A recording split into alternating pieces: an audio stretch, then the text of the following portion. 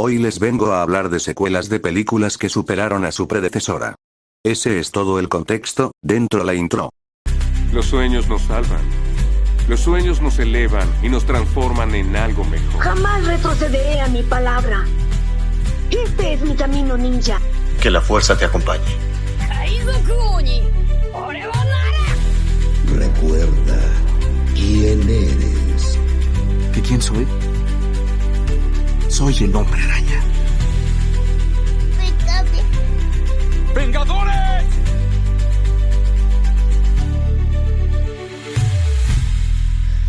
Unidos. Número 14. Shrek 2. La primera película de Shrek fue un fenómeno cultural, con humor que se burlaba de los clásicos de la empresa más grande del cine y además de ser la primer ganadora en la categoría a mejor película animada de los Oscars.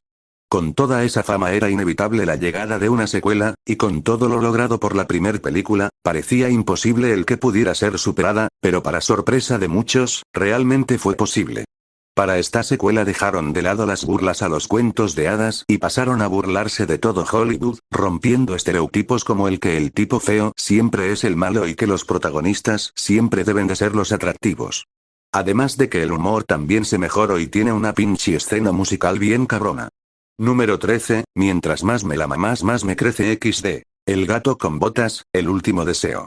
Continuando con el universo de Shrek, ahora sigue la última secuela de DreamWorks que realmente podemos decir que sí es buena, no como otras. El gato con botas vino a revolucionar al estudio, volviendo a tener una historia con tintes oscuros y dramáticos como antes de que los papás se quejaran de Kung Fu Panda 2, y acompañando esa gran historia con una hermosa animación híbrida similar a las del Spider-Verse. Esta película nos invita a vivir la vida de alguien que estando en sus últimas busca un modo de poder volver a sentirse vivo después de una vida llena de soledad y de abandonos. Lo mejor de esta película es que bien se la puedes presentar a alguien que no sabe nada de las anteriores películas y no pasa nada, ya que esta película cuenta todo lo que debe de contar en su propia historia sin necesidad de recurrir a flashbacks. Número 12. Samurai X, Infierno en Kioto. Cuando uno escucha la palabra live action de anime automáticamente siente desconfianza de lo que va a ver, pues la historia ya nos ha dado razones para hacerlo. Pero en medio de esas basuras, hay unas cuantas adaptaciones que realmente se pueden considerar joyas, entre esas está la historia de Kenshin, un antiguo samurái llamado el Destajador, quien después de ayudar a su país en la revolución, decidió abandonar aquella vida sangrienta para buscar un camino de paz con sus nuevos amigos. La primera película fue un gran acierto, pues abrazaba la historia de la que se basaba sin miedo. Pero para la segunda el reto aumentaba, ya que se trataba del preámbulo para uno de los arcos más amados de la historia original. Pero de un modo milagroso, se logró. Infierno en Kioto logró hacer esta saga se elevará por lo alto, la historia está muy bien adaptada y las peleas son mucho mejores que la anterior película. Además que en lugar de adaptar todo el arco en una sola entrega, decidieron hacer lo correcto y dividirla en dos partes, una estrategia del cine que me encanta: si tu historia es lo suficientemente grande, no la fuerces a comprimirla, mejor expándela en una saga completa, algo que hicieron a la perfección. Número 11. Piratas del Caribe y el cofre del hombre muerto. El origen de esta saga es curioso, nació únicamente como la adaptación de no un libro, no una historia real y ni siquiera de un musical o un clásico readaptado, no, se trataba de una película basada en un juego temático de Disneyland. Con esto en mente, parecía muy arriesgado que una película con esa concepción funcionara en una época en la que el género de piratas ya estaba compartiendo tumba con el género western. Sin embargo, se logró, la primera película logró ser un rotundo éxito en taquilla y en críticas, solo era cuestión de tiempo para que una secuela viera la luz, y cuando esta llegó, todos los fans quedaron sorprendidos por lo que acababan de ver. El lore de este mundo se había incrementado, ya no se trataba de solo piratas peleando por un barco, se trataba de todo el mundo buscando un tesoro capaz de gobernar a todo el océano.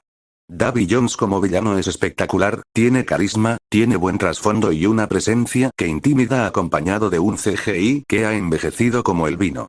Esta película sin dudas acabó convirtiéndose en el pico más alto en calidad de la saga, y si bien la tercera entrega también muy buena, superar esta segunda parte resultó imposible.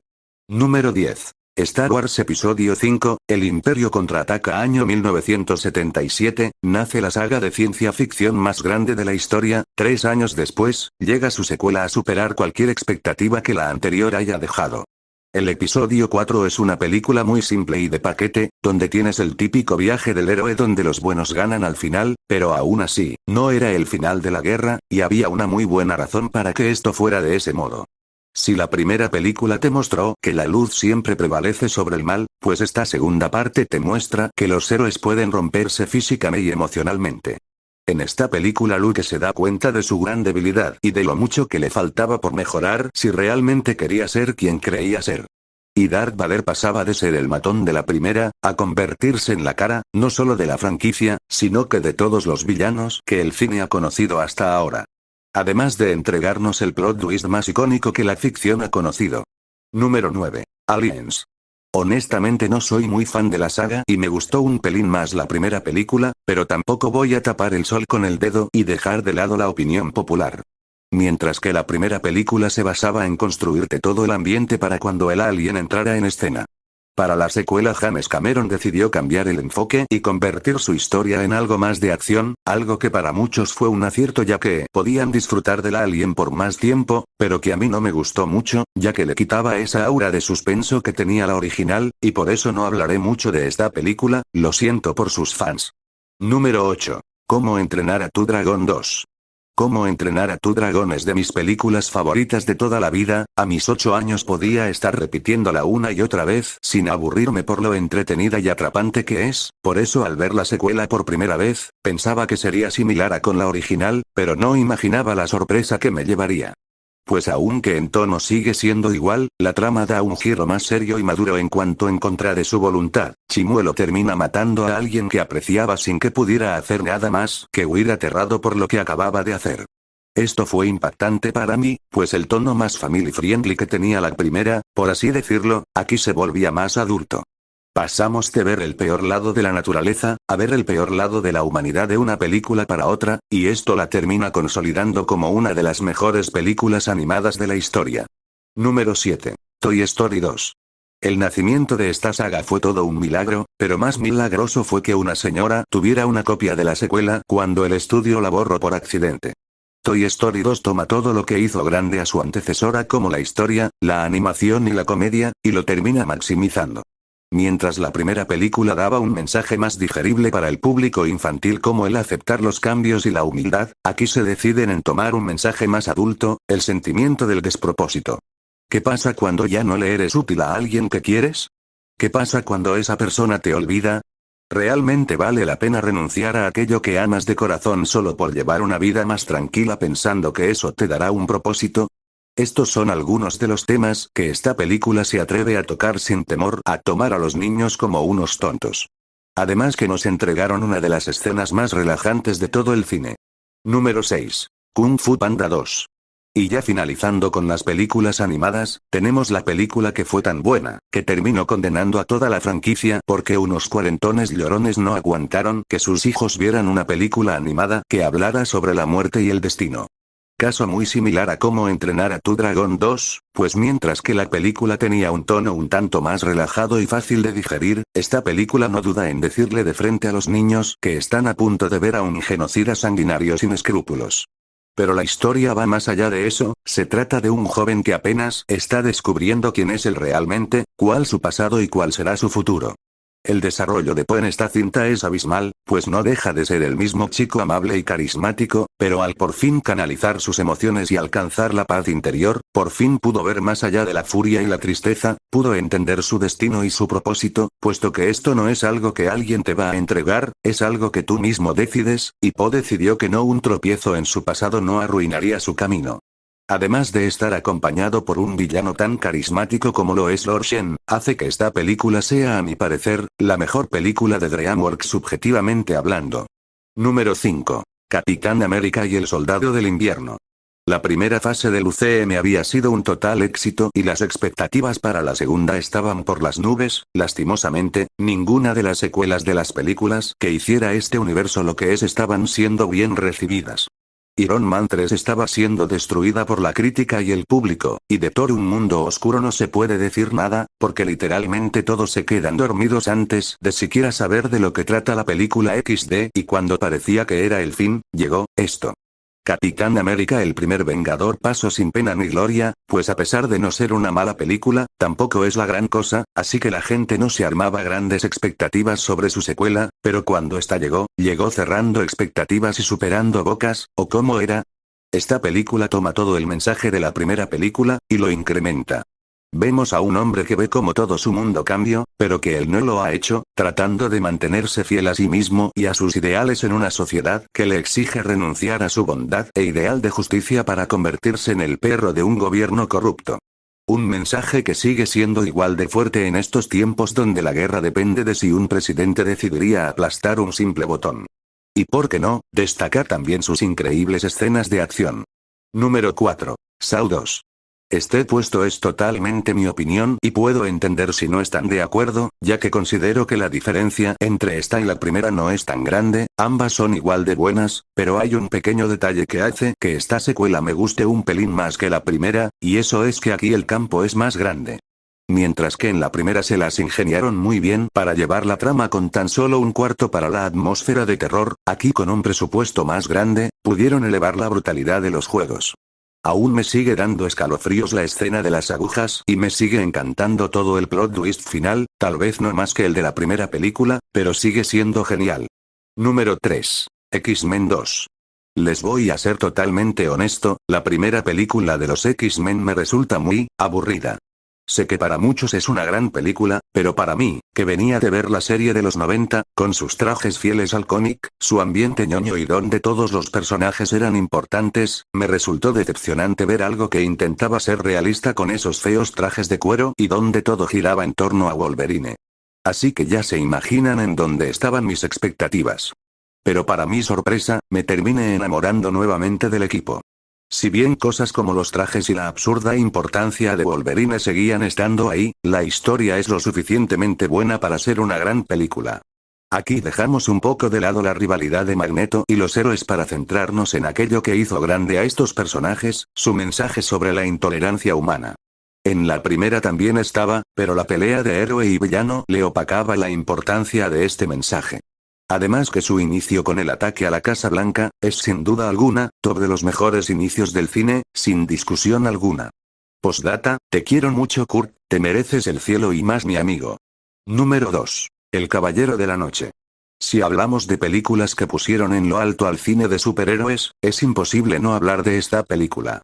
Caso similar al de X-Men 2, Batman Inicia me parece una película que si bien no es mala, honestamente no soy fan de ella, me parece un tanto aburrida por más o menos las mismas cosas que X-Men 1.